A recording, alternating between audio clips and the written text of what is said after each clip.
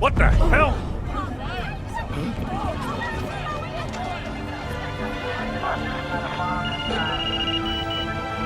Looks like the whole city's under attack. We've got a report of a raid on the Gotham PD arsenal.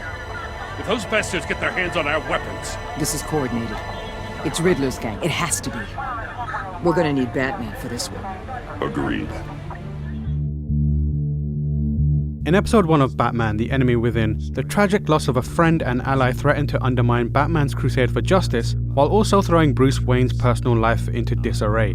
As someone that loves to see the duality of DC's Dark Knight used to unravel him, I was eager to see Telltale Games pull at this narrative thread, but episode 2 allows it to slip away. While this is certainly a missed opportunity, Telltale makes up for it by thrusting Bruce Wayne into situations that begin to blur the line between right and wrong, and it proves to be just as compelling.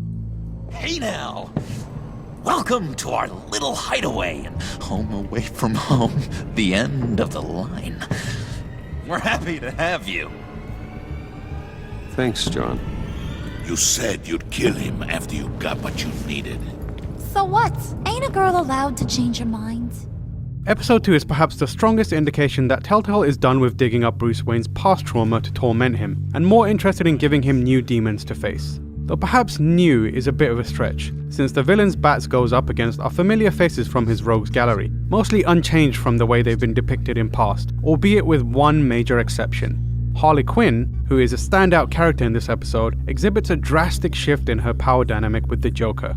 Traditionally, Harley has been depicted as Joker's long-suffering right-hand woman, doing all the hard work but receiving very little respect for it. She's always been infatuated with the mentally deranged clown prince of crime, even though he treats her like a disposable tool, reciprocating her love only when it suits him. Telltale has turned this dynamic on its head, placing Harley in the position of power instead of John Doe, the man the series is setting up to become the Joker. He's still very much on the edge of his madness, yet to leap into the insanity that transforms him. As such, he's still unsure of himself and finding his way, something which Harley takes full advantage of. This time around, he's the one fawning after her, and she relishes in toying with his emotions. This subversion, for longtime fans of Batman mythos, is fascinating to watch and an interesting take on the character. But it's not just Joker that Harley has at her beck and call. With the Riddler taken care of, she assumes control of Gotham City's cabal of new villains. In episode 1, John Doe offered Bruce an opportunity to meet his friends, and under direction from Amanda Waller to infiltrate the ranks, Wayne finds himself having to win their trust. This setup paves the way for episode 2's most tense and defining moments. As Bruce Wayne, you must weigh up the need to curry favor from dangerous criminals against the inherent risk of dealing with the devils.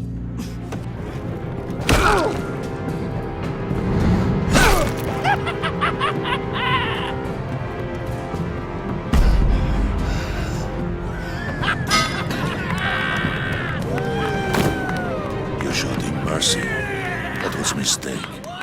Take him somewhere. While the decisions you make therein generally resolve themselves in a way that keeps the narrative on script, in the moment there's plenty of drama in directing Bruce to attack an innocent so that the no-goodniks trust him. Telltale asks fans to violate the principles they know Bruce Wayne holds dear, effectively twisting their own image of the character. The various decision-making moments in episode 2 are a very effective realization of that classic doing something bad for the greater good trope. This sense of being stuck between a rock and a hard place extends to Batman's new working relationship with Amanda Waller, and the strain it puts on his friendship with Jim Gordon. The cliffhanger in episode 1 revealed that Waller, true to form, knows more about Batman than most, giving her leverage over him. Since her investigation is undermining Gordon's, Batman finds himself stuck between two people on the same side of the law but with different objectives and approaches. Again, this is another instance where Telltale has set you up to either make life harder for Bruce Wayne by siding with Waller, or betraying someone you know is an ally to Batman. This early in the series, it's difficult to say whether these decisions will pay off in a gratifying way, but in the moment, it really sucks to have disappointed Gordon. Your public persona could be a great help to us here. Maybe even as much as Batman in certain situations. I understand. You think I work for you. You're not working for me. We're working together. After all, we both want the same thing. Am I right? While episode 2 is filled with strong characterization and writing, one person stands out as a weak link. Alfred's involvement in the story thus far has been entirely forgettable, serving mostly to parrot back the events that happened in the scene preceding his appearance, or doing the worried father figure routine. Alfred is a tricky character to make valuable, especially when Bruce is out of his moping woe is me phase, when he can serve as the emotional anchor for Batman. As of yet, his inclusion in The Enemy Within doesn't feel justified. He feels like dead weight against the rest of the cast. Episode 2 also continues to push further away from the slower paced investigation sequences from the first season. One bomb defusal section aside, the majority of gameplay is made up of action-driven set pieces controlled through quick-time button presses. It's a shame that Telltale seems to be playing down the clue hunting and puzzle solving elements featured in the first season. Although this keeps the story moving at a brisk pace, those moments were key in delivering a well-rounded Batman experience. Fans that like to see the cerebral side of Batman are going to be left wanting by episode 2. Nevertheless, Batman The Enemy Within episode 2 builds on the strong opening to the season. It raises the stakes for Bruce Wayne by throwing him into a shark tank and asking him to turn bloodthirsty enemies into friends.